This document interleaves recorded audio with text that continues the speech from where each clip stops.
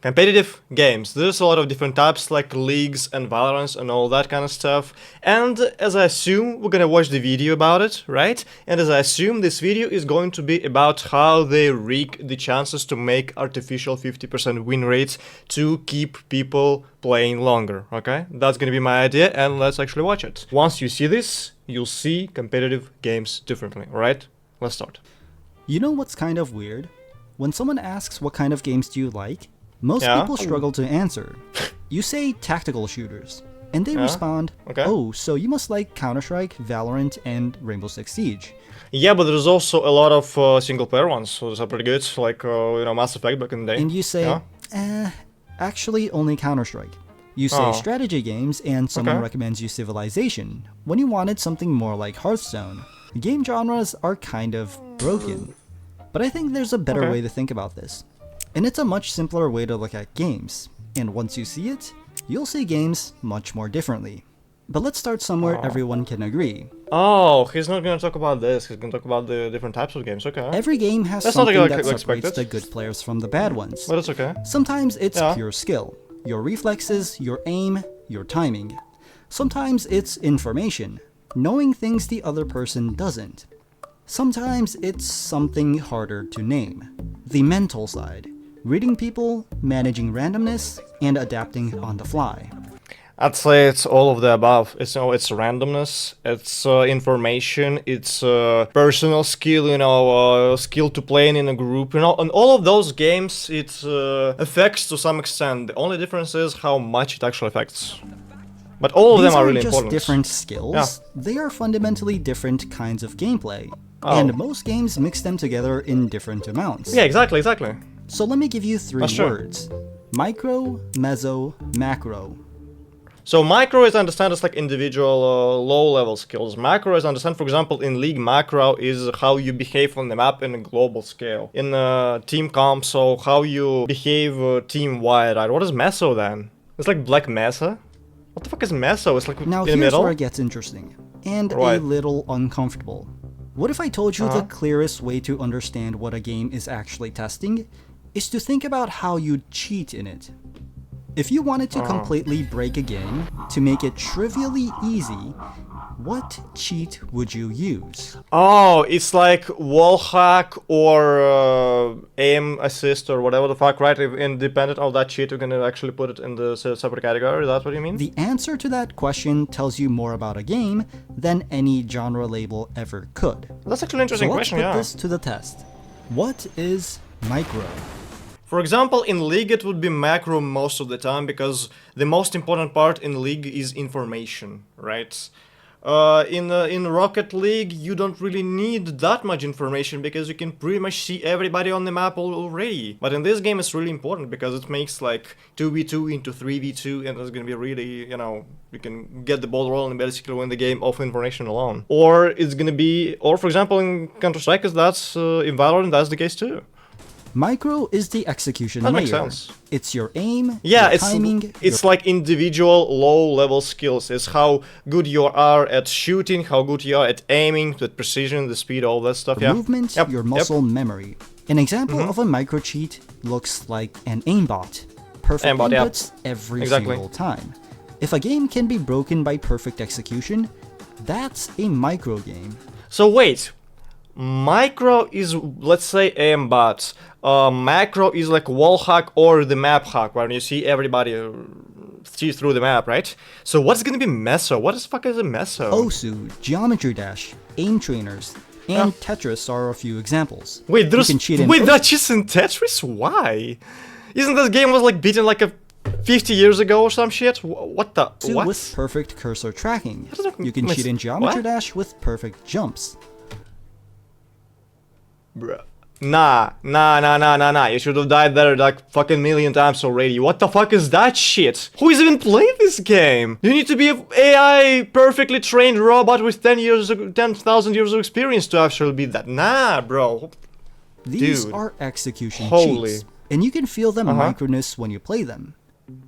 Yeah, because it's all about individual skills. You have all of the necessary information before you. There is no information that is withheld. And I wouldn't really say this game is competitive. I wouldn't say Geometry Dash is kinda true for Osu too, but Flappy Bird. I mean, maybe yeah, because there is a. Probably true, yeah. There is a streak, right? There is a high score. It's technically competitive. I was thinking he's gonna only talk about like PC, MMOs, FPSs, you know, Valorants and leagues and MOBAs, you know, all that Mezzo is stuff. the probability layer, the place where mind games exist. You're It's reacting to the mind unpredictable games. nature of people, not mechanics. A Mezzo cheat looks like stream sniping, knowing someone's habits before they show them, reading cooldowns, seeing things you shouldn't see yet. That makes sense. The best example for the purest Mezzo game is rock, paper, scissors. There's zero. So it's psychological level. So there is a low level, high level, and psychological level too, because you know the human factor is also really important. But yeah, that's not gonna work in the fucking Osu because there's only one human in SCU, and the game can't really predict it against execution you. Yeah? skill. Okay. It's entirely mental and So it's only about like multiplayer games. Among Us also runs on Mezzo. Among Us. So does Liar's Bar. Even the stock market is built around this layer. If you wanted to cheat in Among Us, you'd stream snipe to know who the imposter is. If you wanted to cheat in stocks, you'd insider trade. Notice how none of these cheats. And by the way, it's actually also a really good way to make money. Or maybe to get in jail too, so you need to be a little bit comfortable with that. Involve executing anything better. They involve knowing something you shouldn't. Macro Makes is sense. the systems layer. It's your routing, your resource management, and your win condition. You can think of it like the mathematically correct way of winning the game. Oh wait, so then the wall hack will technically get into Meso because it's probability information layer, right? Because when you wall hack, for example, you stream snap, you know that the jungler is gonna come to your lane in League, or this guy is gonna peek from the corner in like Valorant or CS, right? So that's gonna technically fall into Meso. I thought. Interesting. So what's gonna be macro? Okay, the chess is a perfect idea of a macro cheat where, you know, basically like a computer can get all of the possibilities. A macro cheat looks like a chess engine, economy automation, or you can imagine like a perfect coach telling you exactly what to do. Yeah, that's a really good example with the Dantes and Jinxie, yeah, true. Darren, ping it. So basically, it's what would be the for a normal person, because not everybody can be able to be coached by popular challenger coach. Probably, how is it called when somebody else who is much better playing than you plays on your account on a low level, like all of those cheesers? Fuck, I forgot the name for that. Ping it. We need to let our team know what's up. Pure macro games are almost mathematical puzzles. So it's Think strategy. Factorial, Polybridge, Connect 4, Tic-Tac-Toe. Once you find the optimal solution, the game. Yeah, but the truth is, in tic-tac-toe, there is it's really hard to win tic-tac-toe once you and your opponent are really skillful, because you're never gonna put the shit not in the corner or in the middle if you start first, because then the probability of you losing increases, right? Anybody who played that game knows that shit. Solved. But here's where it gets really interesting. Most games aren't just one of these.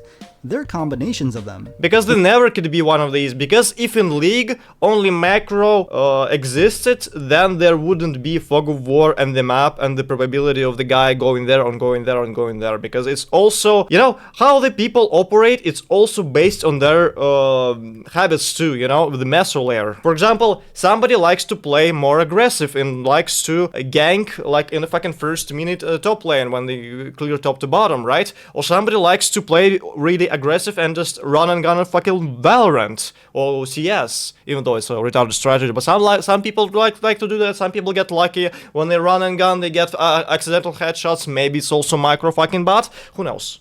But yeah, the combination tells you everything about what kind of game it is. So let's look at micro plus macro. Honestly, this video is actually much better than I originally expected, because I expected it's going to be talk about like the artificial 50%, how game tries to trick you into playing them more, which is also a really important topic I would like to expose more. Not expose, talk about it more and watch another video on it, but that's also really good. That was really an unexpected turn. Gonna be honest with that. These tend to be single-player precision games. You need to know the optimal solution and execute it fast. Think Rubik's Cube speedrunning, Mario 64, Jump King, and Getting Over It. If you were to have a perfect micro cheat in Elden Ring, you'd have perfect dodges. Yep. But if you were to have a perfect Absolutely macro agree. cheat, you'd use the mathematically optimal build. So pretty much using OP, it was Moonveil. Now I don't really understand. I don't really know what's OP because I haven't played this game in forever. I haven't played DLCs. Fuck, I need to do that But there's again. I one was weird talking about multiplayer it again. outlier here. Yeah? 8-ball pool. There's a mathematically optimal shot, and then there's the skill of actually hitting it. So Yeah, even that's though true. it is player versus player, So it's micro x macro. So micro, macro, and the part between them is gonna be the that. room for mind games doesn't really exist. So wait, what about Valorant and all of that? Is it combination of all three then? Because micros are really important to be it in a competitive shooter game on competitive MOBA because you can 1v1 people outplay them, but it's also component of fuck, what do you call it? Shit, what do you call it? A component of strategy, how you build, where you go, how you behave on the map, how you obtain resource, all that stuff. And there's also a really important part in both team fights or individual fights. It's how people behave, right? The psychology behind it too. I would say every game is a combination of all three. It just depends on the threshold. For example, in this game, knowing how person usually plays would help you, but it's gonna help you only a tiny bit. So the meta level is pretty much, you might say, not existent. and I think it's a rare exception. Next, I'm sorry, I'm yapping too much. I just I'm exploring that framework for myself right now. So let's yeah. look at Micro plus Mezzo. Okay. This is PvP skill expression games. These tend to be your Yeah, skill expression games, but there is no like overall or strategy. fighting games. Street Fighter, Tekken, Smash Bros, Brawlhalla. Makes sense, because if you know somebody's gonna abuse the one OP move when you know the counter to it, so you're gonna use this counter and gonna fucking crush this guy. Or if he's weak to, air punches when you jump and you go down like, then you're gonna do that all the time. You're gonna just fucking abuse the fuck out of it, and then you're gonna absolutely destroy the guy. Destroy this little bitch. Your skill matters, Okay, makes sense. and reading your opponent matters. Makes But sense, also yeah. you have Yep. some other examples like Mario Kart, like the micro of driving, and the mezzo of Yeah. random items and unpredictable opponents. We even see So some pretty much it's random and the psychology factor both put into meso. What if you like put them different things? Because I think that luck is also a big factor of all of those games, because we as humans, for example, we don't make 100%. Okay, so if that happens, I go there. If that happens, I go there. Sometimes we feel in a certain way. Sometimes we feel in the other way. So you can like sometimes when you feel really upset, you want to get more aggressive and you try to kill people and die in whatever game you think about. And sometimes you try to be more cautious because you like, I don't know, feel anxious or whatever the fuck. So that's also kinda psychology, but it's also luck related. But I mean, probably bundling all of them together is gonna be really convenient to explore this, framework. games like Yeah, makes Tetris sense. 99. Makes The sense, yeah. original Tetris Sure. is pure micro, but Tetris True. 99 also involves mezzo. Because there is player versus player, so it's also about the first. It's random to some extent, of course, is normal Tetris is the basic Tetris, and it's also the psychology component, the human component. Because now you're managing who to send the garbage to. You also have Oh yeah, that's physics-based too. That PvP, too. I never really played the PvP Tetris, bro. It sounds fucking retarded. like Fall Guys and Gang Beasts, which also Bro, Fall Guys was so fucking fun back in the day, man. fits into micro plus Good mezzo. old times. The next one is mezzo Game plus for $7, macro. by the way. These are the mind and math games. Think Hearthstone, TFT, Pokemon VGC, and Battleship. Basically everything that is, how do you say it, turn-based. Everything turn-based because there's no individual skill involved. Everybody can fucking put a card on a map. It just depends what kind of card do you put, what kind of card do you pull, what kind of deck do you have, all that kind of stuff. Yeah, it doesn't really require a lot of low-level, not really low-level, but immediately shown skills. It requires a lot of strategic thinking. Yeah, makes sense. Yeah, true. Now, chess is theoretically a pure macro game, but at the human level, No, it's meso too, because different people like to use different strategies. If you know that and if you know how to counter that, you can also use it to your advantage. So I'd say it's mostly macro. there's a massive meso component. Yeah, You're optimizing Exactly. for your specific opponent's habits. That's Yep. why studying opponent matters in high-level chess. Exactly what I said. Exactly what I said. Damn, I need to become a chess guy. And then there are some weird outliers. Balatro example? is a single-player game, but it's also I never played it. meso-macro because the heard of it. RNG of the card combines with the math of maximizing your hand. You're not executing anything difficult, but you have to pick and choose your cards wisely, and play to their biggest strength. Phasmophobia Makes is sense. also a weird game that fits into meso-macro. It's a co-op game, but it fits here because you're deducing a ghost using evidence, which is macro, while the ghost's behavior Yeah, there is a lot of strategic components because you go, I use this, and then I use that, and then I use that, and then I use that, and then I get all of those evidence I got and combine them into getting the ghost's name because, you know, every ghost has like, what, 3 specific clues they leave behind, like freezing temperature, all that shit. But it's also co-op components, how your people behave, and also random aspects like the, yeah. has RNG. Yeah. That Although too, I that too, suspect yes. non-PvP meso-macro games slowly converge towards pure macro over time. Once players fully map the RNG, it stops feeling uncertain and becomes a speedrun problem. But again, it really ties to the previous topic I discussed. It ties to meta and why metas are always makes gameplay unfun, because it really decreases this meta level, it decreases this unknowing uncertainty level and the psychology level, and it gets only pure to macro. And if you play only pure macro, I feel like there is less unpredictable stuff to be had because you've pretty much seen everything, you know everything, and yeah, I would say that every game is like a meta level problem until it starts to become more towards micro and macro. Because if you think about it, if unpredictability is a sign of meso, then when you start to play a new game, everything is random and unpredictable to you because you don't really know the rules. And since you don't know the rules, it's technical as meso until you discover how the outlying systems work. Does it make sense? And I'm then rambling too there's much the again, sorry middle, about that. all 3 overlapping. Yep. This is where the biggest competitive games live. League of Legends. And this is why they are so big, and this is why there's people like Faker are so important and revered, because it's there's so much different planes of existence this game exists in, so you can't really learn how to one trick and just learn micro and being able to win the game, because you also need to learn how macro, how to move on the map and how to behave in those different circumstances. Dota 2, And this is why I'm so shit about it too, because I completely forgot to look at the map sometimes, but it's my CS2, personal problem. Valorant, I'm just an idiot. Overwatch, Marvel Rivals, Rocket League, All of Apex, them, yeah. Rainbow Six, World of Warcraft. I'd say Rocket League is gonna be less meso stuff because there's less unpredictable stuff. Yes, there is a human component to it, human behavior, but there is less of that unknown fog of war information, for example. That's something that League has, or Valorant, because you can't really see every enemy character on the map all the time, only when you discover them. Or maybe they actually have trying to trap you, and they're gonna try to kill you, and you don't really know that. Maybe they're just looking in that direction and can kill them. But here's the thing, A lot of uncertainty they're not every all game. the same balance. And the cheat test tells you how exactly they differ. So let's use Counter-Strike as an example. Can Alright, let's see aimbots it. win a game of CS completely alone? I'd say it's more likely to win aimbot in CS than something that Valorant, because it has this skill component, and somebody can shoot you, or not shoot you through the wall, for example, shoot you through the wall, for example, yes, or they can throw some kind of fireball, right, you know, and kill you like that. Almost certainly yes. Yes, I If agree. you never miss, most duels are over before they start. That Yeah. makes micro extremely high in CS2. Yes. But what about X-ray, seeing through walls? Pros have done experiments with 1 player with X-ray versus 5 without X-ray. The 5 still usually win, but the X-ray player takes rounds they have no business taking. This makes Meso very high in CS2 I too. agree. Which means macro, the strategic layer, is relatively the lowest.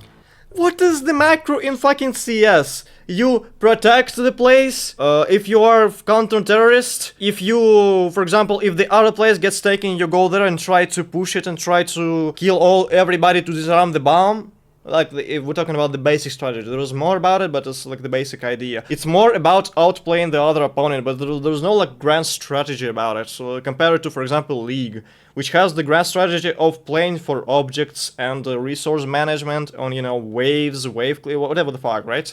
That doesn't necessarily involve other players. CS isn't about long-term economy optimization the way MOBAs are. The rounds are short and the execution is everything. You know what's really funny about it? Okay, it's a completely different topic. Every time when I start to all of those yappings, all of those reacts, I constantly think that, okay, it's gonna be like one of those XQC videos when the video is 20 minutes long and I'm gonna like talk for 5, it's gonna be 25. And then I realize I have so much fucking opinions I didn't even know about, and then it turns into fucking 50 minutes bullshit. Goddamn. But let's try this test. I need to with yap a little Overwatch. bit less, probably. And right away we see a unique case, because the answer actually depends on your role. But since it varies so heavily by character and... Yeah, because damage dealers are more on individual play and healers more on positioning, I would say. And positioning is more of a macro meso stuff. Also the tanks too. But it's also, like, the individual skill matters for every role, but for some roles it's more about, for example, ADC in League, okay? Or like Marksman, or any damage dealer, for example, in World of Warcraft, whatever the fuck. Those roles are about positioning a lot. And positioning is something really interesting because it's not exactly micro, it's more about the macro and about the strategy, how you play and how you position yourself so you would avoid getting damage in the first place, so you wouldn't need to outplay everybody, you would just passively win, if you think about it, right? And roles, I decided to ask someone who knows about Overwatch way better than I do. Okay. So if you compare all three, like, maxed out versions of the perfect version of it, like a cheat version of it, which one would have like the highest win rate, and how would the distribution be? I would just say support is more macro heavy. Yeah. DPS is more micro heavy. And exactly. Tank is more meso heavy. Oh, okay. Oh, tank is about more outplaying and understanding what people do, so you would be able to perfectly protect it. Yeah, that makes sense, actually. That makes sense. I haven't thought of that. I've thought about more as a macro point, but yeah. Also, true. The way that it works is you have offense, defense, and control. Yep. Control refers to like map control. Offense refers to offensive options. Defense refers to defensive options. And makes sense, yeah. If you a character's mixture or like kind of design links to this concept of offense, defense, and control. Tanks tend to depend on more control. Makes sense. Supports more defense. Because they can, for example, block out the area, or they can block out the enemy damage dealers, so their damage dealers can properly attack and not being getting shot at. So it's more about control, it's more about outminding than outplaying. So, micro is outplaying, meso is outminding, might controlling, and macro is out strategizing, if you think about it, right? Terms of outplay. More often, and if you Makes actually sense. like dissect each individual hero, they will have different like varying levels or varying focuses on offense, defense, or control. So I'm thinking about it like this, right? If you were to give each role one cheat, you would give aimbot to DPS. Makes sense, and yes. For tank, you would give the ability to see enemy cooldowns as a perfect cheat, right? And I would say wallhackers would be more important, so it would be to choose a proper position in a map to protect the most amount of allies ever. Ports, you would have a coach or an engine, perfect coach. Yes, that's perfect. That's exactly perfect. Makes sense. And yes, also, makes sense. especially in Overwatch, because it's 5v5, because you only have one tank. Like, if you can win every duel as a tank, that's kind of like a free win for your team. But what about Apex? Apex sits remarkably balanced across all three. So why is Apex then so shit on it was so perfect and balanced in all of those three areas then? Think about which player is most likely to win. A guy with perfect aimbot, a guy with perfect wall hacks, or a guy with perfect ring knowledge. All three actually has a pretty good chance. I played like fucking 2 hours of this game and I'm like, yeah bro, I don't really want to do that shit, man, I'm done, and that's it. Chance of winning the game. If you have aimbot, you can easily kill anyone rotating, but any close range fight will tend to go either way. But with perfect wall hacks, you can use your nades and abilities to take a team down, but you'll still lose to someone with good ring positioning.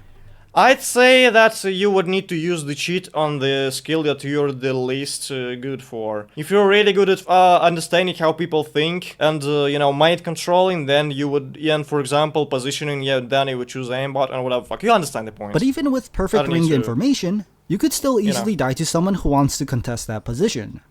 But let's test this in a really unique game. Rocket League. I asked pro Rocket League coach Luke on his answer to this thought experiment, and this was his response. Basically, holy fuck, what is this Luke, wall of on text? his answer to this thought experiment. Okay, let me get it real quick. Based on my answer, does not blah blah blah, significant enough. Micro, then macro, then meso, according to your naming of it. Okay. So micro the most, then macro is a strategy, and then outplaying the game. So outplaying the opponent is going to be the least important then? His response. Not outplaying, outminding. Mind control. Basically, perfect micro or perfect mechanics in Rocket League would be defined as taking the ball from point A to point B as quickly and as efficiently as Basically, possible. it's control of the car itself, yeah. Like how in a first-person shooter, aimbot moves the crosshair to the target as quickly and as efficiently as possible. For Rocket League, smarts cannot make up for the fact that a more mechanical person can just take the ball to the open net far more than someone with less mechanics. This is a fucking animation. This makes Rocket League heavily micro-dominant. But after micro being the most dominant, he put macro second and meso last. This is because even if perfect meso allows you to hear enemy comms or see enemy boost, doesn't change the fact that all information in Rocket League is able to be known at all times. Yeah, that's exactly what I said. Yeah, that makes actually sense. Because there's no thing like in League that and for how fast-paced fucking Fog of War the game is at the highest level, listening to a perfect coach verbatim would be better over hearing enemy comms or seeing enemy boost. Of course, but if you don't have individual skills, this coach is not gonna matter to shit if you're really good at basic mechanics. Yeah, that makes sense too. Also, the closest thing to perfect micro in Rocket League is the AI bots. I came across footage of 3 semi-pro players versing 3 of the best Rocket League AI. And they lost? Oh my god. And the 3 AI bots were able to win comfortably. Really? So here's what this framework actually gives you. It helps classify games, but it also helps understand yourself as a player. Okay, let's look actually a little bit closer. Okay, so what do you have? God damn, bro. The Finals, League, Dota, Valorant, Smite? Is Smite even alive yet? World of Warcraft. I mean, Diablo 4, yeah, Warframe, Ark, Rivals, blah blah blah blah blah blah. Pro Team Fortress 2. Yeah, there's some people who play this game, it's insane. Day by Daylight. Yeah, kinda makes sense, yeah. And the fact you put all those 3 in the middle kinda also makes sense for me a little bit too, because the CS, the macro is not as important because there's not as much variables to put into your strategy, I'd say. If you think about it, the CS strategy is pretty easy. You just go attack, or, you know, go defend. If another taken, go attack. Or go attack, if failed, repeat, or go another place attack. Or wait a little bit and then go attack. There's not a lot of different strategies you can actually use. It helps classify games, but it also helps understand yourself as a player. I noticed something when I looked at which games I genuinely enjoy. I gravitate toward games in the middle, the full micro, meso, macro cluster. Oh, so if you think about it in a general way, right? If you go towards micro-heavy games, it's because you are really good at micro. And if you go towards heavy macro games, it's because you're really good at macro. So it pretty much explains your personal player profile, what you prefer to do, what you're actually good at, I would even say. Because all of us tend to gravitate more towards what we actually good at. For example, I am more of a micro guy, honestly. I'm more of a micro guy.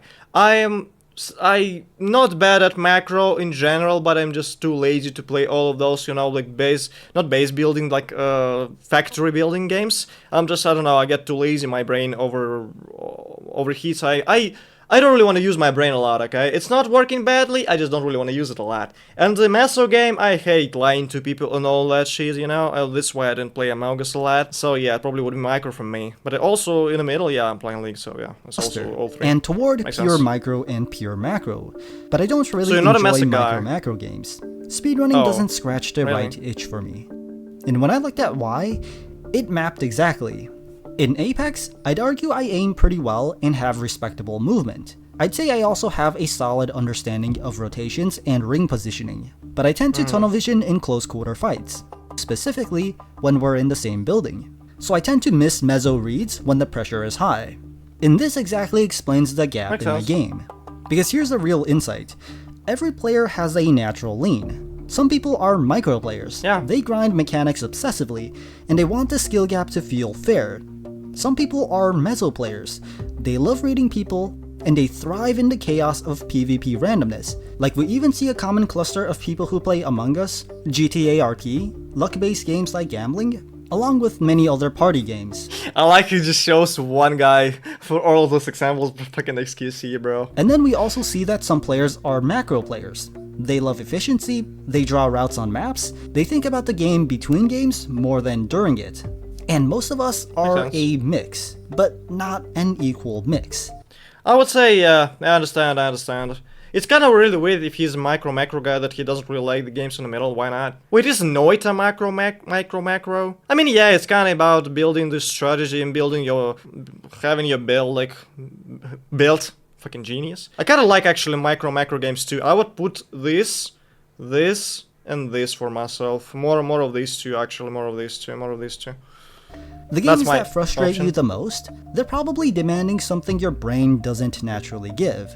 The games you Yeah. keep coming back to, Makes they're sense. probably rewarding the part of you that already runs at full power. Genre Exactly what I said. You're gonna prefer something you are the best at, and what you are naturally leaning towards. labels Because you are the never best told at you any of this. Action RPG doesn't tell you whether you'll be grinding execution, reading opponents, or solving systems. It just tells you there's a sword and a level bar. And maybe more importantly, I mean, you yeah, can stop not blaming wrong. yourself when a game doesn't click. Cause maybe the games are testing things you haven't built yet. In my case, it's the underdevelopment of mezzo. And that's Agree, the three actually, dimensions of agree. games. I'm also macro, mezzo, like my top three, and mezzo's gonna be the bottom one. Micro, mezzo, macro. Every game lives somewhere inside them. And now that you know where to look, you'll never see a game the same way again. You know what? This video was extremely fucking good, and I didn't really expect for him to go that in depth and having this kind of thought-provoking content, because I really thought about it a lot more than I thought in the entire fucking life. And thank you, Sornex. This guy named Sornex, okay? Oh, by the way, XQC also watched that shit, and it's like 23 minutes. It's 14. I mean, not bad. Anyways, that was Sornex. Really good shit. I also forgot to do this. And I maybe watch some of his content again. Who knows? Maybe not, maybe yes, I don't really know. Whatever, how I feel like it doesn't really matter. Anyway, support this guy. It was really good shit. And do that. Okay? Anyway, I'm gonna see you again. Catch you later. Bye.